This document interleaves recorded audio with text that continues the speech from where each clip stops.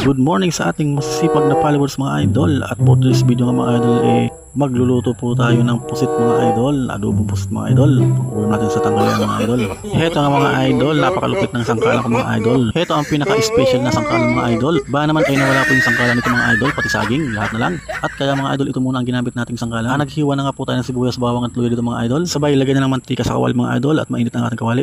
At ginisa ko na nga mga idol ang sibuyas, bawang, paminta. Ay style luya pala mga idol. Pati tuloy paminta na pasama isa.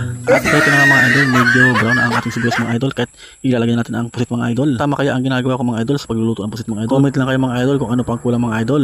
Lagyan na rin natin ng oyster at paminta toyo mga idol para naman sulit na ang ating tanghalian. At sulit din ang lapag mga idol kahit abangan nyo mamaya mga idol kung saan po ako maglalapag mga idol. At heto na nga mga idol, medyo luto na mga idol ang ating pusit. At lalagyan na rin po natin ng sukang paumbong mga idol, gawang Laguna mga idol.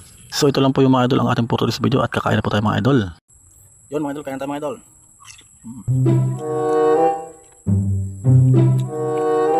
So yun lang mga idol ang ating for today's video. Thank you for watching and follow for more mga idol para laging updated sa ating mga video.